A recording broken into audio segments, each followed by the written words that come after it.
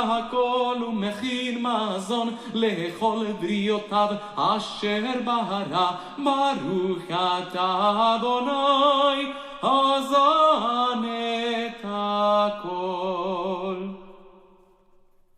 נודה לך אדוני אלוהינו על שהנחלת לאבותינו ארץ חמדה טובה ורחבה, ועל שהוצאתנו אדוני אלוהינו מארץ מצרים ופדיתנו מבית עבדים, ועל בריתך שחתמת בבשרנו, ועל תורתך שלימדתנו, ועל חוקיך שהודתנו, ועל חיים חן וחסד שחוננתנו, ועל אכילת מזון שאתה זן ומפרנס אותנו תמיד בכל יום ובכל עת ובכל שעה. Good evening, my holy sisters and brothers. That's a little bit different, not such a raucous song like we often hear. That was actually the grace after meals, the Birkat Hamazon, which we're going to be talking about in today's daf, as recited by a rabbi, and I don't even know his name, but it's from the Enlace Judío website, Enlace Judío page on YouTube, and they also are at enlacejudío.com. But you can definitely hear, whoa, good thing I checked that out. I must have tapped my phone, hold on. But you can definitely hear that Spanish accent, right? I'm used to that. That is how Nina's dad, I fixed it. That would be Nina's dad when reciting Hebrew. My dad when reciting Hebrew. That is Spanish accented Hebrew. How you doing? It's good to be learning with you tonight. Let's light up the darkness.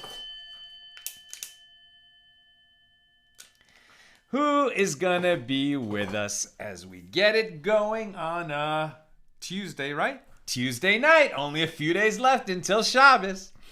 Who's with us? James says shalom. Yehudit saying Shabbat shalom. Wishing everyone a restful and rejuvenating Shabbos. That's it. Start the wishes early. Randy in Florida. Renee in Indy. Charles says good evening. Stephen in New Hampshire. Bill in Berkeley. Melissa in Great Neck. Michelle says shalom. Paula in the house. Let's light up the darkness.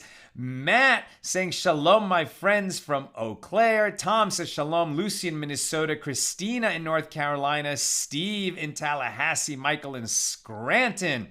Sharon in Alabama. Nancy in North Carolina. Ann in Merced. Exactly, Tom. Sounds like someone just ate. Neil at Long Island Chabad. Thank you, Yehuda, letting me know that the camera was off a bit.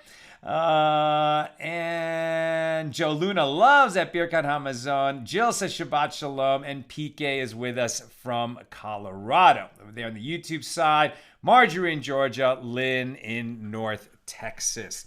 Tonight's episode of AT Daily is sponsored by Sharon Savage. She made a donation. We told her that she can sponsor an episode, and she said, I leave it up to you, Sal and Nina. You guys decide how to dedicate tonight's show. Thank you for that, Sharon. And we're going to take you up on that. So tonight's episode is dedicated to all of us who have loved ones, family, friends, who don't have faith in their lives. You know, they're not ready for it. They're not open to it. They don't want to hear about it from us. But we look at them and we think, they could be happier. They could have more meaning in their lives if they would allow God in, if they would allow faith to be a part of their lives. So tonight, our prayer is everyone that we care about who could so dearly benefit from having faith in their lives. May God open their hearts and may faith come to them at some point. And we say amen. And Sharon, may you and all your loved ones be showered in blessings. And we thank you for your support. And we say amen. Okay, where are we holding? We're here in chapter 10 of Tractate Pesachim, the fourth volume of the Talmud, the laws of Passover. Finally, that we've entered chapter 10, we're starting to deal with more modern issues, what a Passover Seder is going to be like, what its elements are. This first Mishnah opened by saying some of the features that a Seder must include is 4 cups of wine, and we've been talking a bit about that. Also, that people must recline and that we shouldn't eat in the afternoon before Passover night. Now that we're in the Gemara, and our Gemara is going to continue in this commentary on this Mishnah today in page 101. That's where we are, Daf Kuf Aleph. So now we're going to be talking about also some of the blessings that are required. We're having a festive meal at Passover. It's going to require Kiddush, and we're starting the sanctification of the holiday or of Shabbos, which we normally recite over a glass of wine, though it doesn't have to be recited over wine. It could actually be, Kiddush could be made over the bread, and it could be made over some other liquid. But normally it's done over wine. So now we're going to continue that discussion, and we're going to get into some particulars that apply not only to a Passover meal, but also to a Shabbos meal. And tonight we're specifically talking about what happens when we make Kiddush in the synagogue, and then have we fulfilled our obligation to make Kiddush on Friday night for the Shabbos meal. If we listened to Kiddush, if we made Kiddush in the synagogue, so what has become of our obligation to recite Kiddush at home? That is what we'll be discussing. It was interesting to me because, I mean, when I grew up and we went, to a kind of a big, more liberal synagogue in the suburbs, we didn't often go, but I remember there was Kiddush in the synagogue. Now that I live in a very Orthodox neighborhood, we have our minyan get together on Friday nights. We do mincha, we do mariv, we sing quite a bit. We don't say Kiddush in our minyan. We just come home and make Kiddush with our families.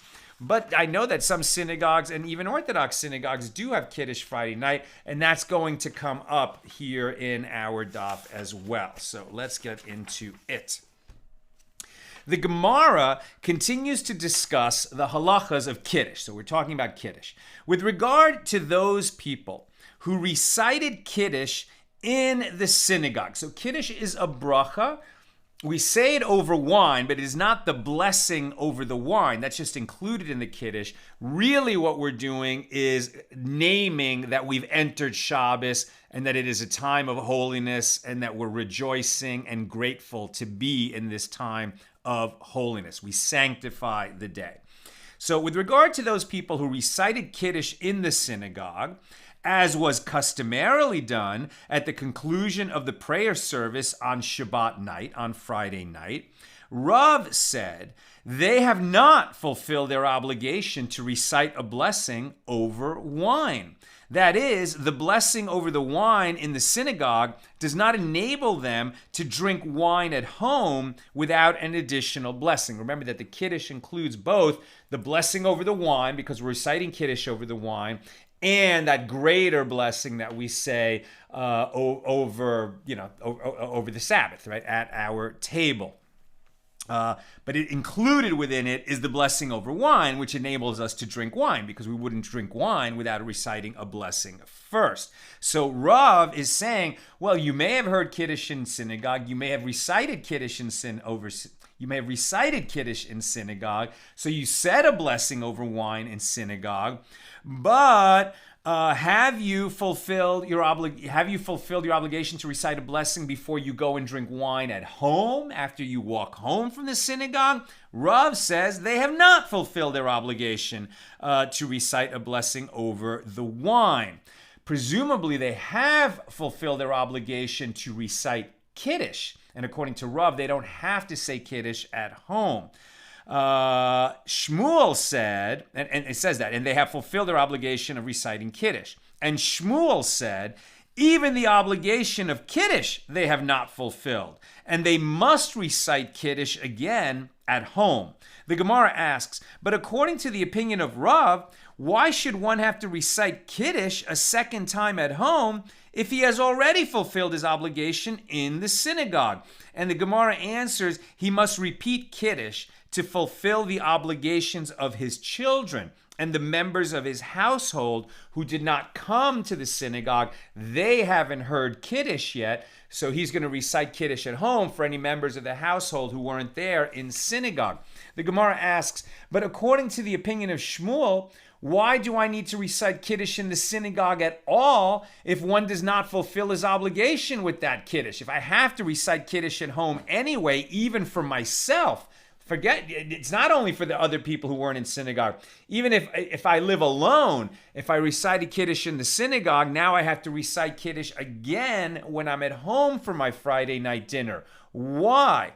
And the Gemara answers, the purpose of Kiddush in the synagogue is to fulfill the obligations of the guests who eat and drink and sleep in the synagogue. Whoa, that's like, what? What did you just say? So that's something we're not accustomed to, right? Because our synagogues don't really function as B&Bs, right? As bed and breakfast. It's not an Airbnb to go sleep in the synagogue. But here now we're getting a little bit of an insight into the more, multi-use facility that a synagogue was a couple thousand years ago.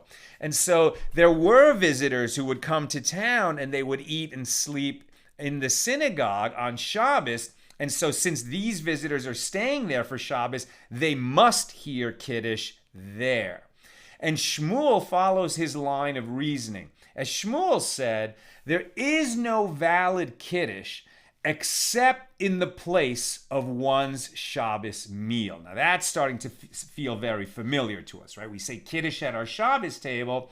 Why do we say Kiddush there? Because the only valid Kiddush is one at the place where we're going to be eating, at least according to Shmuel.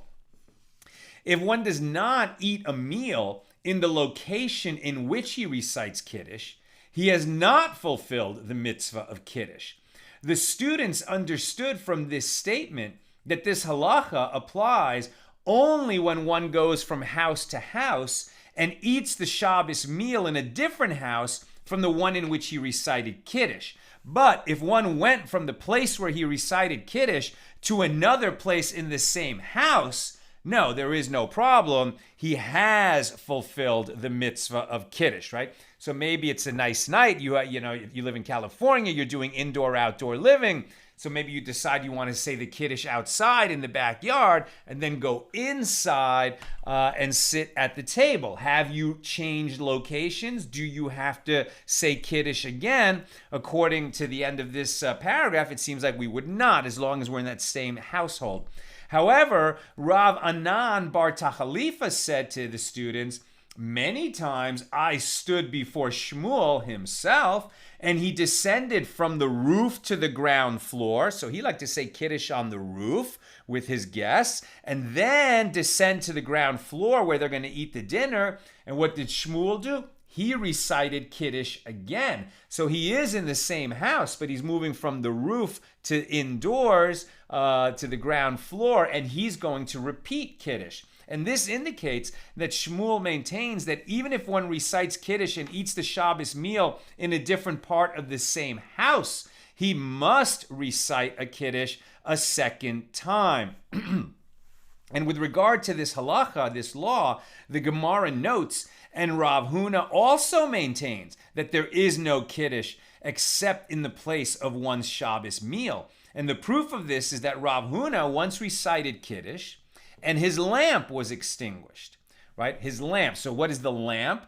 We cannot kindle a fire on Shabbos. It's prohibited to kindle a fire on Shabbos. That's why we light candles. It's specifically a mitzvah of Jewish women to light the candles before Shabbos begins. But as we learned when we were in Tractate Shabbos, the main reason why we light candles is so that we won't sit in the dark on Shabbos. It is a mitzvah not only to observe the laws of Shabbos, but to delight in Shabbos. And it's not going to be a delight if we don't have a nice dinner, and it's not going to be a delight if we don't have wine with it, and it's not going to be a delight if we're sitting in the dark. So we want to make sure that the place where we're eating dinner is going to be lit up, and that's why we light those Shabbos candles before Shabbos begins. Where am I? And so it once happened that Rav Huna recited Kiddush, and then his lamp was extinguished. I mean, obviously it was accidental. Maybe a wind came through or somebody knocked it over by accident, and now they can't relight it. And as it was difficult to eat in the dark, he brought his belongings to the wedding home of his son Rabbah, where there was a lamp, and he recited Kiddush there and tasted some food. So apparently Rav Huna maintains that there is no Kiddush except in the place of one's Shabbos meal.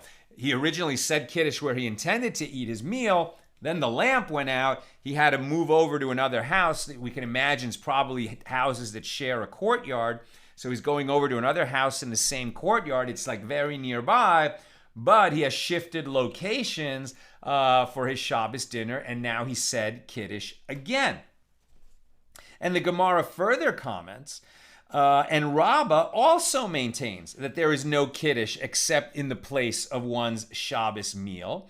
As Abaye said, when I was in the house of my master, meaning Rabbah, when he would recite Kiddush, he would say to us, taste some food here, lest by the time you get to your place of lodging, your lamp be extinguished, right? It might be that you're here with me, and you're planning to go home and say Kiddush there and have your meal at home, and you're counting on the light being burning, still the lamp being lit, the Shabbos candles still be burning that were kindled before Shabbos began. But what if it happens that when you get home, something unexpected happened and the lights went out, and now you're not going to be able to have your Shabbos dinner there? You might as well say Kiddush here and have a bite to eat, and then you're Yotzei. You have fulfilled your obligation. This is what Rabbah said to his students. And with the Kiddush you heard here, you do not fulfill the mitzvah. Wait a minute. And he said, and he would recite Kiddush and say to us, taste some food here, lest by the time you get to your place of lodging, your lamp be extinguished, and you will not be able to recite Kiddush in the place where you will eat. And with the Kiddush you heard here, you do not fulfill the mitzvah unless you eat, as there is no Kiddush except in the place of one's Shabbos meal. So before we go forward, let's read some of these halachas. Where did the law end up, as we understand it today? In terms of Kiddush in the synagogue, it is customary to recite Kiddush in the synagogue for the benefit of guests. Even nowadays, when guests do not usually spend Shabbos in the synagogue, this custom is maintained. However, the person who recites Kiddush should not drink the wine, as he does not intend to eat his Shabbos meal there in the synagogue. Rather, the wine should be given to a child. Lest you think we're pushing alcohol on children, usually when a Kiddush is made in the synagogue, it's done over grape juice, which counts just as well as wine. And the custom in Eretz Yisrael is not to recite Kiddush in the synagogue. And there's an understanding that the synagogues in the Holy Land have an extra measure of holiness, and sometimes the traditions are a little bit different there than in the synagogues outside Israel. In terms of the Kiddush in the place of one's Shabbos meal, the mitzvah of Kiddush can be fulfilled only in the place where the Shabbos meal is eaten. If one recites Kiddush and does not eat a meal in the same location, he has not fulfilled the mitzvah of Kiddush. Even though the thing he did was to say Kiddush, but if he didn't do it in the place where he's going to eat his meal, it's considered that he left it uncompleted, incomplete, and so he hasn't fulfilled his obligation to say Kiddush, and so now if he says it again, it's not saying a blessing in vain. The first time was a kind of a blessing in vain since he's not completing it. But as I've said now a few times, you say Kiddush in the place where you're going to eat your Shabbos meal. And the halacha is in accordance with the opinion of Shmuel and contrary to that of Rav, as even the students of Rav acted in accordance with Shmuel's ruling.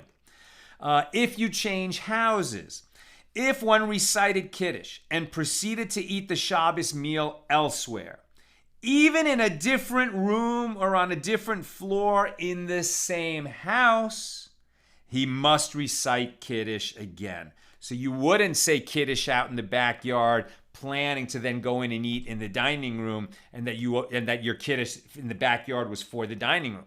If you said Kiddush in the backyard, then when you go in, you say Kiddush again.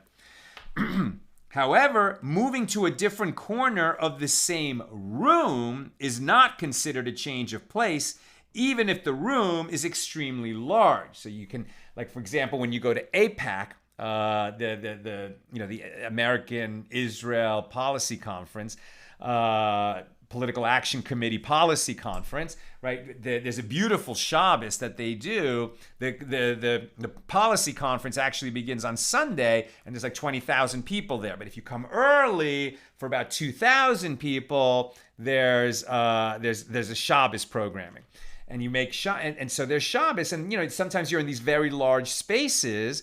The kind of like reception rooms, they can be very large. And you could definitely have a situation where there's a group of people gathered in one corner, and then you might go and eat dinner with a different group of people across this large room.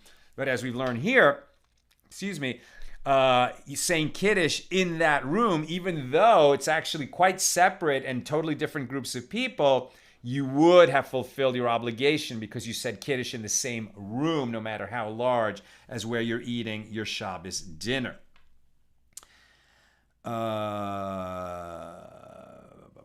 And the Rima rules accordingly. Others contend that even one who moved from a house to a courtyard does not have to repeat Kiddush, provided that he can see the courtyard from the place where he recited Kiddush. And that actually is Shulchan Aruch.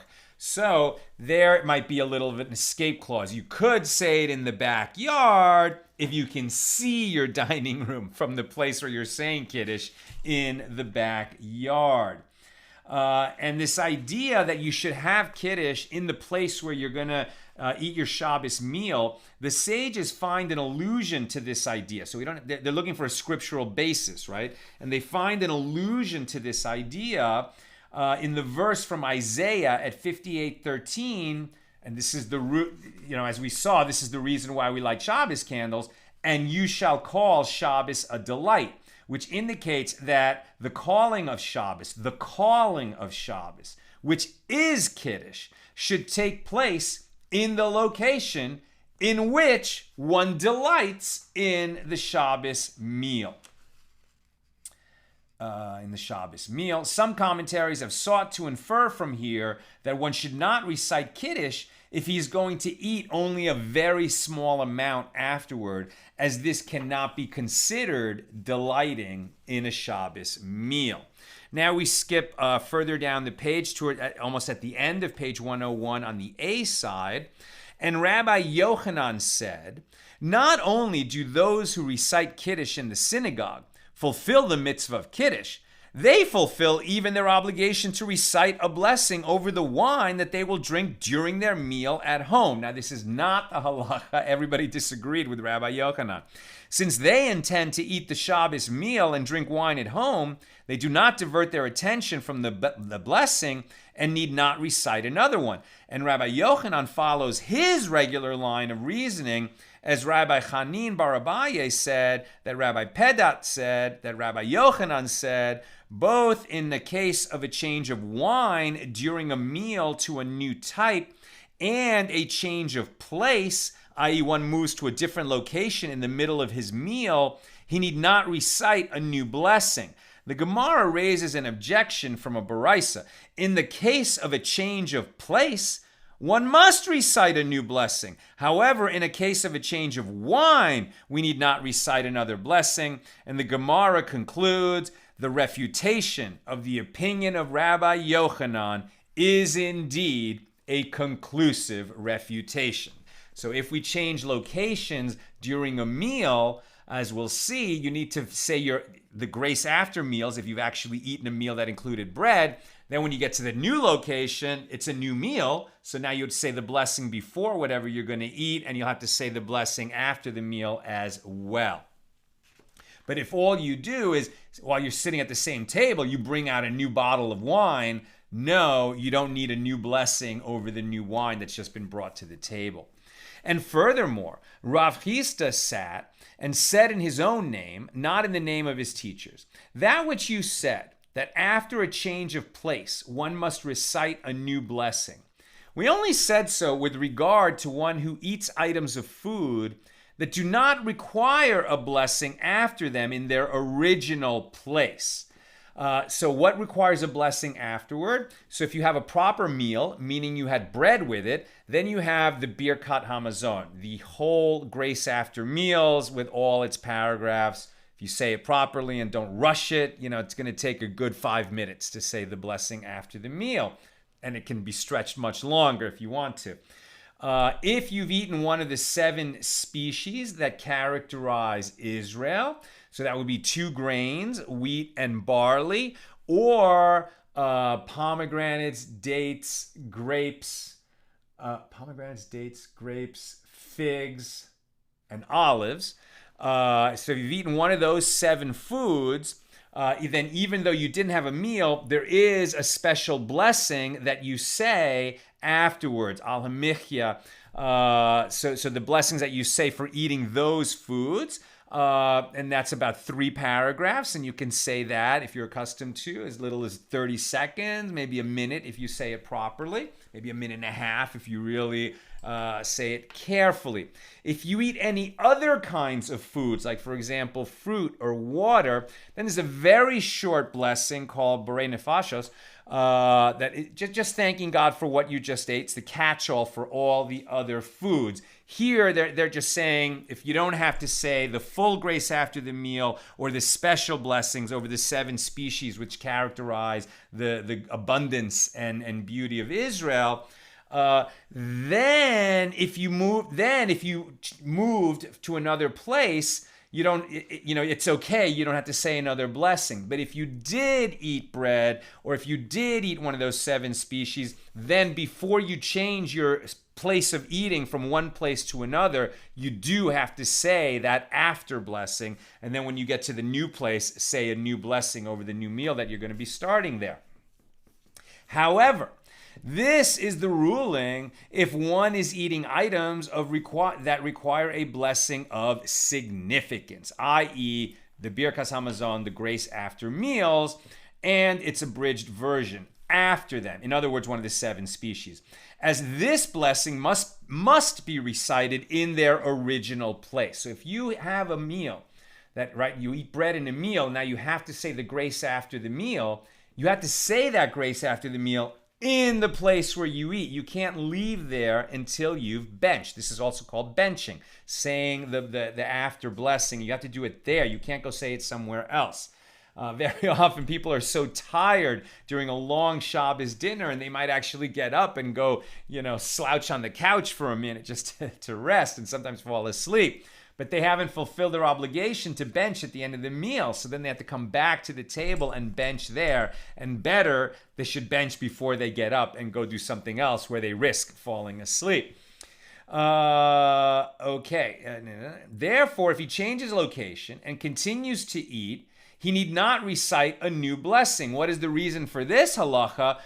Because he returns to the originally established meal when he continues eating, as he certainly intended to continue that meal. So here what they're saying is, since you have to bench in the location where you ate, if you got up to go somewhere else and you haven't benched yet, it's only because you're just temporarily getting up, the same as you would to go to the bathroom or to go to the kitchen or go anywhere in the house. Even, you can't smoke on Shabbos. On a festival, you could go outside, have a cigarette, and come back if you lit it from an existing flame.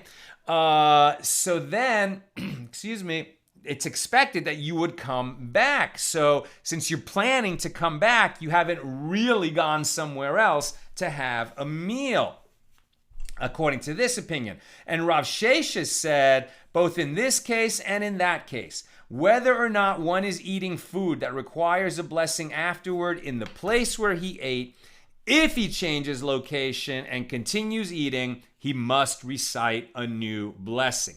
And that is the law. The law follows Rav Sheshes. And if you change locations, you need a new blessing. Here's the halacha. One who moves from one house to another in the middle of his meal must recite grace after meals before exiting.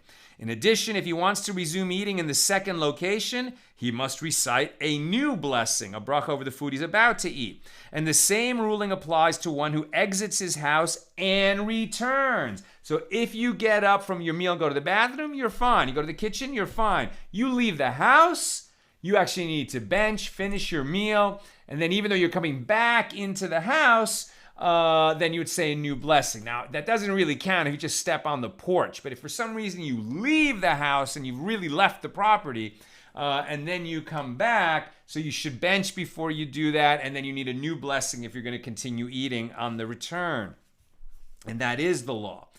And the reason that the halakha is in accordance with Rav Sheshet's opinion is that the Gemara raises a difficulty with the opinion of Rav Chisda from a Baraisa. That was Rav Chisda who said maybe if we're planning to come back and finish the benching, we don't have to bench until we come back and finish, but there's a problem with that opinion. The Baraisa continues. I'm sorry. And the Gemara raises an objection to Rav Chisda's opinion from a Baraisa with regard to members of a group. And here's an example of where this comes up. With regard to members of a group who were reclining to drink, and they uprooted themselves from their place to go and greet a groom or greet a bride, right? Because it's a mitzvah to greet the groom or to greet the bride, right? So if there's a wedding party coming down the street while you're sitting at dinner and you see them walking down the street and you're like, oh, let's go wish them well, wish them mazel tov, join in their happiness. And you run outside and without thinking, because you don't want to miss them when they're going by, you don't have time to bless, or you forget to bench after your meal. So you go out there and you revel with them a little bit, and now you come back. So should you have benched before you left? Do you need a new blessing over the food you're eating the same blessing you recited when you first began this meal, because it's like a new meal now because of the interruption? Is it that way? That's the question. Right, with regard to the members of a group who were reclining and they uprooted themselves from their place to go and greet a groom or greet a bride, when they exit, these foods do not require a blessing to be recited afterward. So they don't have to bench afterward. They don't have to say the grace after the meal. And when they return, these foods do not require an introductory blessing. It's as if they had a momentary interruption, the same as if they went to the bathroom and returned to the table. And the Baraisa continues, but don't think that it is the same as going to the bathroom. In what case, or it's like going to the bathroom, but the question is why? The Baraisa continues, in what case is this statement said? When these people who rushed up to go greet the bride and groom, they left at the table an elderly or a sick person who cannot go with them out into the street to chase down the wedding party. And they left someone who remains in the place of the meal. In this case, the original meal is considered ongoing. However, if they did not leave there an elderly or a sick person when they exit, and it's not that you need an elderly or a sick person, the point is that you leave a person at the table, then the foods that they have already eaten do require an after blessing, either Birkat Hamazon or Al Hamichya. And when they return, the foods that they will eat require an introductory blessing. It's like a new meal. It's like they ended their meal, they ran out, they partied with the bride and groom, they came back, and they sat down to a new meal. However, if they did not leave their... I'm sorry. I just said that. And that is why when they exit, the foods are not, and when they return, they do not require it. However, if they did not leave there an elderly or sick person, when they exit, the foods they already ate require a blessing to be recited afterward, and when they return, they require the introductory blessing. This is difficult according to the opinion. I'm actually done, so if you have questions or comments, I'm coming right to it now.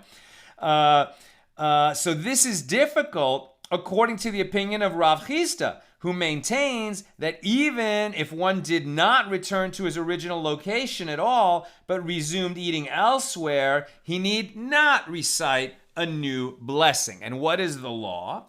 Members of a group who uprooted themselves. In the case of people who interrupt their meal to greet a groom or bride, if some members of the group remain in the original location, the others do not need to recite a concluding blessing before exiting or a new introductory blessing before resuming their meal.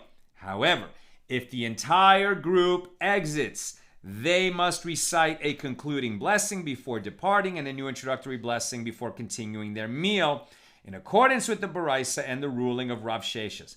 However, the Rima rules that if they left without a concluding blessing, they do not need to recite a new introductory blessing before continuing the meal. Meaning, the correct way to do it, if all of them go, is to say the concluding blessing, go do whatever they're going to do outside, come back, say an introductory blessing, and start a new meal. But if they didn't do that, and then they came back, which is pretty strong evidence that they always meant that this meal would be an ongoing meal, as if they had left a person there to sort of keep it going, then they haven't made a transgression. This is the difference between how you should handle something ab initio and what is going to be considered acceptable after the fact. Okay, that's what I've got for us today. Let us check comments and questions. Sharon, the tradition of saying Kiddush in the synagogue goes back to when travelers used to actually stay in the synagogue. My father used to speak of travelers who would go to the shul on Shabbat, hoping to get invited to someone's home for a Shabbos meal. And while we don't do that in my neighborhood now, when we used to live in our old neighborhood and I went to the Happy Minyan, which is a Carlbach Minyan in another neighborhood here in LA, they were great about that. Always at the conclusion of Shabbos, of Friday night services, somebody would get up and say, if there's anyone here who doesn't have a place to go for a Shabbos meal, please see me and I'll arrange for you to be invited somewhere. And people would take him up on that. It's a beautiful, beautiful mitzvah to do to make sure that someone has a place, that a Jew has a place for a Shabbos meal. And likewise, when our first film, When Do We Eat, was playing at the Jerusalem Jewish Film Festival,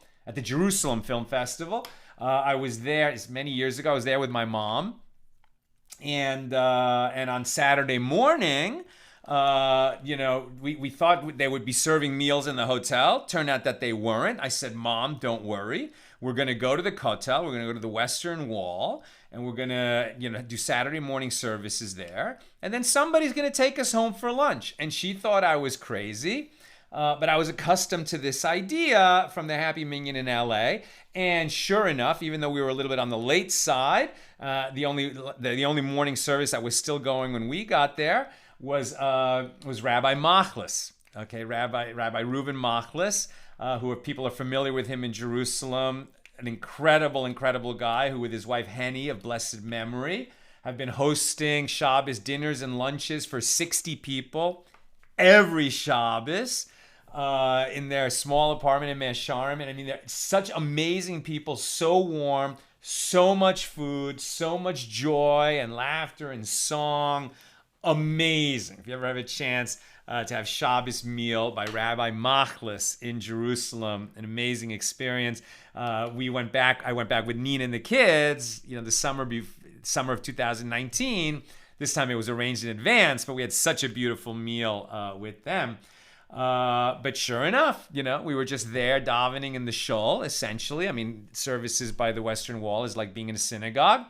And he said, I didn't have to go ask him, at the end of the service, he said, if there's anyone who doesn't have a place for a Shabbos lunch, it would be our delight and honor if you would join us. And that's what we ended up doing. So definitely a beautiful tradition.